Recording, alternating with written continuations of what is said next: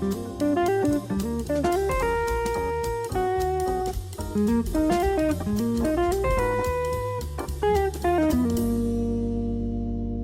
everybody, welcome to Line of the Week number 119, Motif Development Using Melodic Rhythms. I've got some ideas you can pick and choose from in developing your own lines.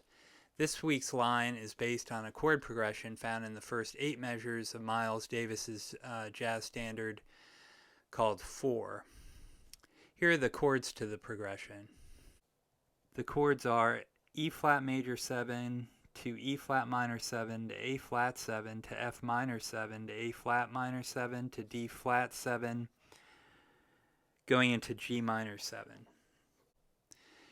Here's one way to play the chords on the guitar. I often play drop 2 voicings and triads in the lower register when there's no bass.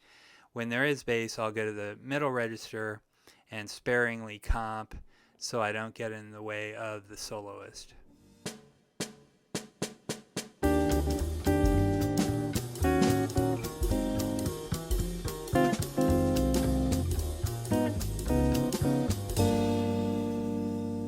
Here are the chord scales I'm using.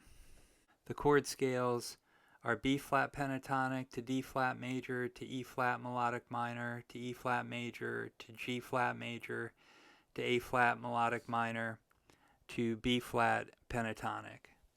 One exercise you can do at this point is to play through the chords using continuous eighth notes, resolving tension, also known as avoid notes or non-harmonic tones, by half step at the point of chord change.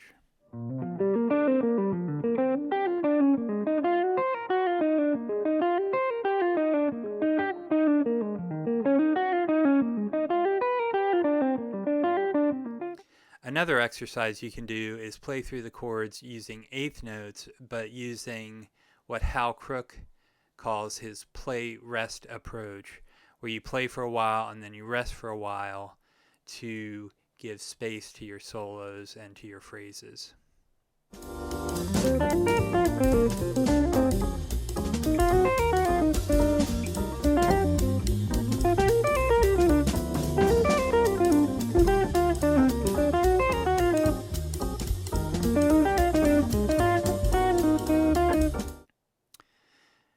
Also, with this exercise, make sure you're resolving tension by half step at the point of chord change to make things sound more musical.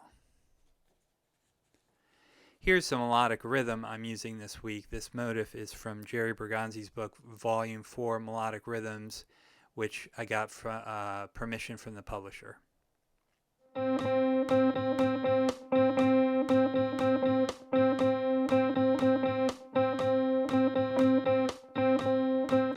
Another exercise you can do at this point is to play only the motif through the chord changes.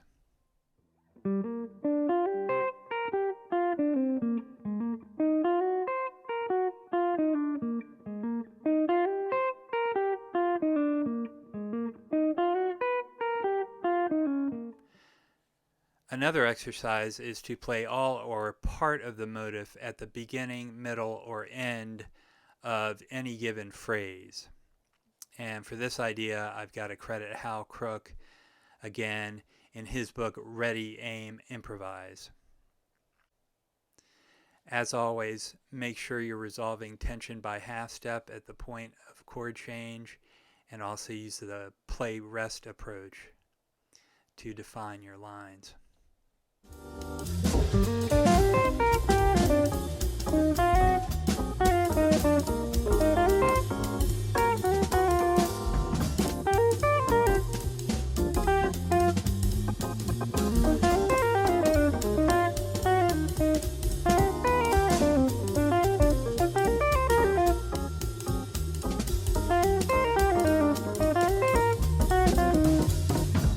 Here's the line of the week with Guitar Pro backing track I use to make sure I'm getting the notes and the rhythm accurate.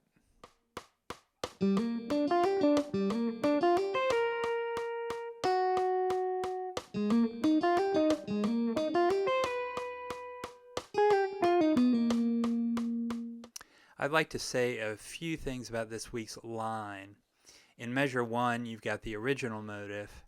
In measure 2, you've got the original motif, again, the same rhythm, just different notes to fit the harmony. In measures 3 to 4, you've got extension of the original motif.